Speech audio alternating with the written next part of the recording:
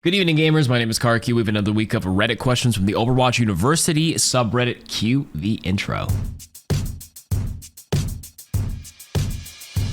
First question of the week is, what DPS characters have the highest carry potential? I'm currently trying to diversify my DPS roster, as recently I've been feeling that with my current hero roster, I struggle to sway the result of a match. I'm therefore looking for heroes that have good carry potential. Aside from the obvious pick with Widow, I know heroes like Tracer and Reaper are very strong right now, but I don't know if they have the greatest carry potential. Or maybe I'm just not good at playing them, so I'd appreciate any recommendations. While you're on the ball with Widow, obviously if you're clicking heads, you can dominate the entire match. I'd also say Tracer is one of the next best ones as well, because there's nobody quite as versatile as Tracer. You can adjust your playstyle according to what the team and enemy team is having. You can slot her in on almost any comp, any map. As long as you're pulling attention, like if they play vulnerable, isolated heroes, you can punish mistakes by like taking the 1v1 as Tracer, because she's very safe against bad Zenyatas and whatnot. But even if they have annoying things that kind of counter Tracer, as long as you're pulling attention away from the rest of your team, it may not show up on the stat sheet or the scoreboard for your team, but you're actually doing a lot. If you're in the back line and annoying 2 people, 3 people, the supports are turning around to deal with you. It's creating a lot more openings for your team that are intangible, that they cannot understand unless they watch the replay, and they cannot see on the scoreboard. So you got to do what you got to do on Tracer. The next best one for me is probably Echo. Similarly, like she's an aerial hero, sky based, and can pull and make people look at Echo in the sky and look at her and, you know, draw attention away from the rest of the team, because you have to look up and deal with the Echo. And if the Echo's playing space correctly and like waiting and finding opportunities to like quickly burst somebody down, that looming threat is something they always have to watch out for and can have crazy carry potential if done right. Now the last one I highlighted here is Reaper, because you wrote Reaper.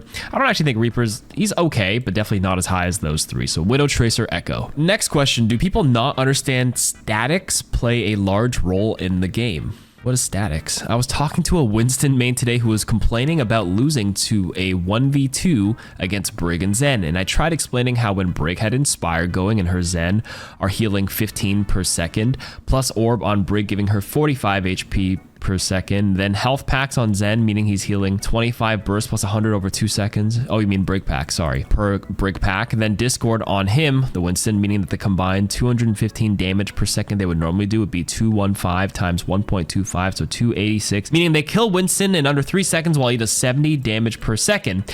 Then he got mad and started cussing me out, saying he was a higher rank and could have 1v3'd them with an extra DPS. Do other people not understand the statistics behind the game and use them? I'm genuinely so confused. Okay, well, yes, a lot of people don't look at all the numbers and statistics of this game, believe it or not. A lot of people play it intuitively. Not everybody knows all the numbers. That being said, the Winston you were arguing with today, kind of a lost cause if he thinks he can 1v2 against 2 heroes, all right? There's so much extra HP and so many abilities, and especially 2 supports who are keeping each other up while Winston's damage is fixed at 70 per second. That's right. So that Winston was a lost cause, but to answer the general question, a lot of people don't. And a lot of them can surprisingly get pretty high without knowing a single thing about the numbers, believe it or not. I will say, if you do want to, it's like free knowledge, and like if you're trying to climb, you might as well learn a couple of the important damage breakpoints.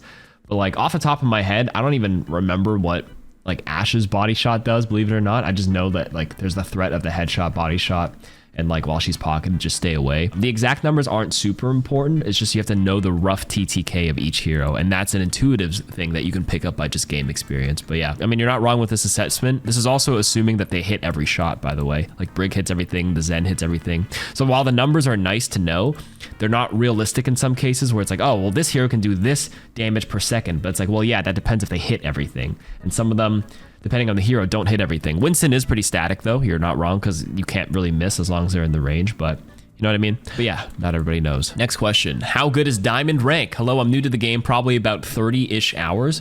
My boyfriend and my brother play the game a lot, and it was free, so I decided to get into it with them. I really enjoy the game so far, but one thing that bothers me is they won't play competitive with me. I think that competitive is a lot more fun because there's an actual reason to play and rank up, and you get to play both sides.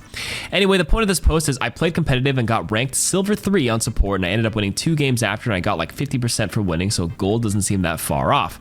My brother keeps insisting that diamond players are significantly better than any silver player, and it's not even close, and I have a long way to go before I can play with them. sad face. Is he right? I mean, going up through 2 ranks doesn't seem that crazy, but again, maybe I'm wrong, and I play on computer, by the way, if that matters. I'm gonna be real with you, diamond rank is pretty good. It's like top 10% or even better now ever since the rank reset in the game, and silver is like bottom, top 10% is diamond, silver is probably like 60 or 70%, so it's a long way to go. Even though it's 2 ranks, because from silver, it's like gold, plat, and then thing, you can't look at it that way, because it's like an exponential scale in terms of like getting good. I think the average skill at 50% is around like mid gold, so you're not even at the middle yet, and then top diamond's already top 10% or whatnot, right? So you do have a long way to go. That's just the realistic, or that's just the reality, unfortunately, and you do have a long way to go. You only have 30 hours, and I assume your brother and your boyfriend probably have got hundreds at this point, so you're missing a lot of game experience. And 30 hours, I highly doubt you memorized all 40 heroes, all their nuances, all their rough times to kill, all their like important cooldown, rough cooldown timings,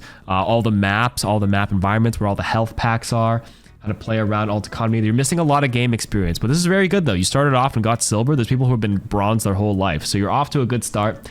Keep grinding, keep getting better, and keep studying, and you'll get up there in no time. Zarya bubble eating grav question mark. I was in a game recently with my brother, and he was in voice chat telling our Zarya that if she bubbled at the right time, she would eat the enemy Zarya's grav. I've never heard of this, and I told him he was mistaken. He said it was a thing back in Overwatch 1, and he's played longer than me, and I started at Overwatch 2 release. Was this ever a thing? I've never seen that. No, Zarya, your Zarya bubble cannot eat or consume the grav by any means. The Zarya bubble can like block big bursts in instances of damage, like a Diva Bomb, or like block an Earth Shatter or whatnot from Reinhardt, but the Graviton Surge is a suction CC ability, and if you bubble, you still get sucked in. The only thing that you can do with your bubble if you're in the grab is that it actually blocks line of sight, which can be pretty important for the people behind. Like if you get grabbed and the enemy team is about to use like another follow-up ability, you can actually bubble in front and block it for the people who are also suction, but at least your bubble's a little wide enough to block it for the people behind. Another random tip is if you're an offensive Zarya grabbing the enemy team,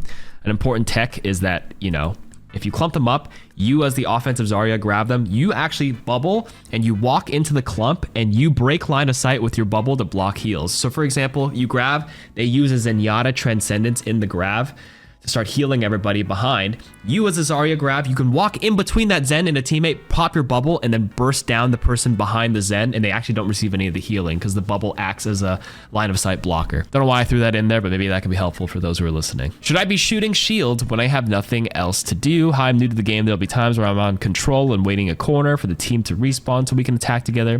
But then there'll be a random ram or sig shield, for example, just standing there in the open with nobody using it. Is it worth to break them, or is that considered a waste of time and resources? You should always shoot shields if there's nothing else to shoot at. If there's no target and it's just chilling there, yes, shoot it. I wouldn't throw any abilities at it, but just use your gun and your weapon or whatever, and it helps a lot. Even if like the Winston bubble or shield is sticking out through a wall or like through any sort of environment, like if the bubble's there, you can still shoot it on the other side, and it contributes to chipping away and breaking it. If you can break that, it's amazing value with ram shield, sig shield, Winston bubble especially. So always shoot stuff. People's APMs, especially new players, are usually, there's a lot of downtime but they're not doing anything. Hold your button down and always hit something, whether it's a target, an enemy player, or deployables like shields. Next, lower rank solo ulting phobia. So I'm a gold 3 on support, and one thing I've noticed, and I have a suspicion that it's probably a low rank thing, is that whenever someone uses an ult, it doesn't matter if it's our team or the enemy teams, I feel like the whole of both teams decide that it's also time to use their ults. This leads to situations where one or both teams are decimated and no one has their ults anymore, when in my opinion, 1 or 2 ults being used would have been sufficient, and it was just overkill and no team can sustain their lead or recover from the loss of the lack of ultimate. Am I going crazy, or are people that scared of solo ulting that the whole team has to use theirs too? Crying face, crying face, crying face, crying face, crying face, broken heart emoji. Not really a phobia, but this is just a byproduct of, inexperienced players and not understanding ultimate economy and a domino effect. When somebody uses their ultimate, a reaction is like, oh crap, they use it, let's dump ours, and then the other person dumps it, and then your team dumps one, the enemy team dumps one. So you're not wrong. When you get better at the game, you learn to know when it's which ultimates to hold back, when you feel like they use 2 and you decide to use none because you know it's a lost cause, you don't waste them. That's a skill thing, and that will come over time with practice. You're in gold, so it'll be a little bit before people get a little bit better at that. But I would actually argue that it's better to over ult than under ult, because if you over ult and you feel like everyone's just wasting a lot, yes, it's a waste in that game, but as long as you're aware and taking every over-ulting moment as a learning experience, you'll learn when to dial back and understand that, okay, the last time I dumped my ultimate when our team already used 3, nothing came from it.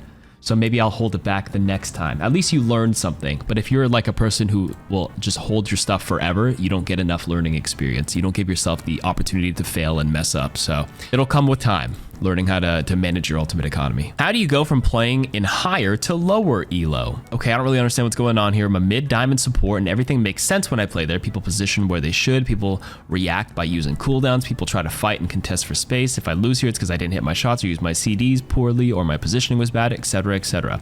But then I play in DPS and mid gold and holy moly, the game genuinely makes zero sense down here. People position where they shouldn't and don't get punished for it. Teammates die to things they absolutely never die to. Nobody goes high ground, off angle. Supports take 3 seconds to heal when you're directly in front of them.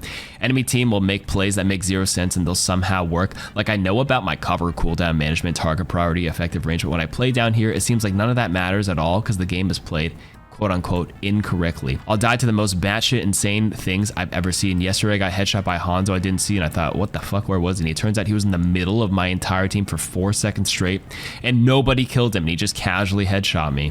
One time I hit a pulse to get a 5v4 only for my hog to die from full HP because he didn't decide to vape at all. Okay, etc, etc.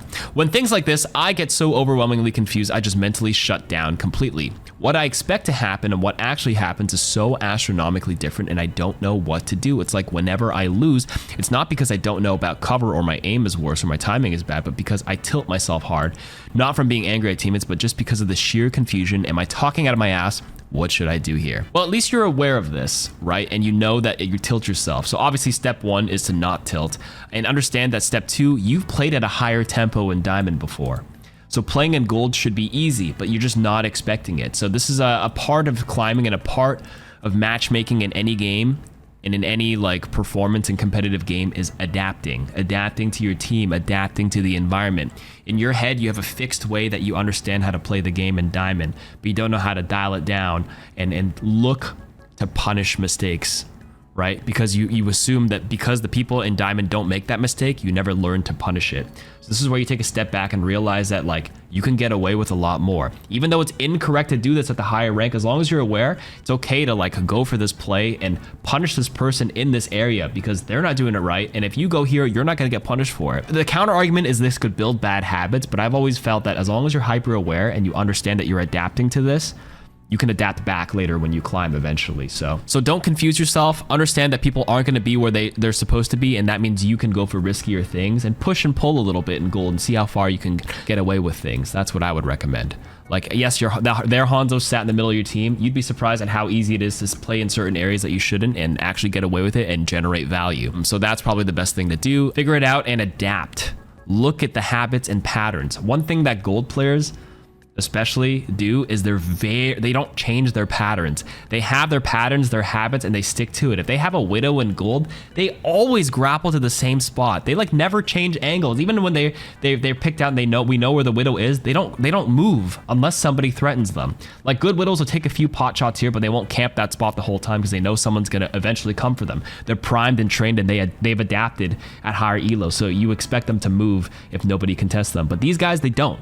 So you just punish them doing the same thing over and over again. What is more difficult, playing without sound or with your headset on backwards? I accidentally put my headset on backwards one day while getting ready to play. When I got in game, I was tripping and mind-boggling. I was questioning my sobriety, doing 180s, hearing somebody, blah, blah, blah. So much of your intel depends on sound. Most don't even realize it. I would actually argue headset on backwards is more difficult than playing without sound. Because if you play without sound, you can turn on captions and at least like that sense is isolated and you can actually dial in on your visual knowledge and you can press tab and kind of recognize ultimates and you rely on you limit your senses and you can dial in and hone more like Matt Murdock from that Marvel show. God, I can't. Daredevil. Yeah, he's blind, but he's like a crazy fighter because he has heightened senses. The headset on backwards is just going to do like 80 points of damage of confusion on you.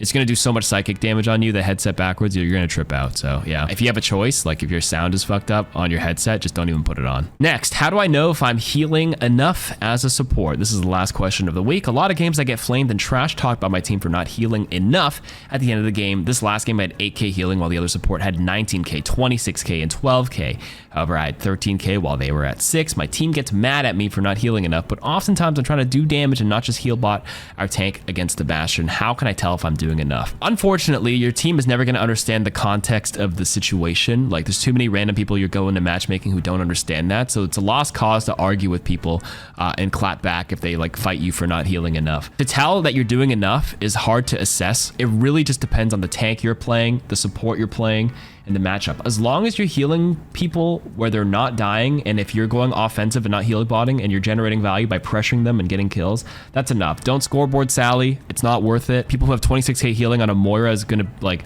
look better on the scoreboard than you as an Ana at like, you know, 12k healing, but you did like 6,000 damage as chipping away at armor. You're hitting sleep darts. Healing enough is all dependent on, you know, whether you're healing them at clutch moments and you're prioritizing the right target and they're not dying, and that you're actually finding that you're winning team fights. That's probably the best way to know, to be honest with you. It's a case-by-case basis. No one truly knows unless they watch your perspective all the way through. Like, your healing could also be low because you're pulling the attention of like the Tracer Sombra the whole game because they're on your ass in the backline. So naturally your healing will be lower, but you were just playing to survive. You drew the attention for super long. You kept juking in and out, went to health packs, and you wasted their time. That's value. You'll never see that on the scoreboard. So you'll never know unless people watch and see your gameplay and can notice big mistakes or not. Okay, and that's it for this week. Thank you very much for listening to me yap, and I'll see you guys next week. Bye-bye.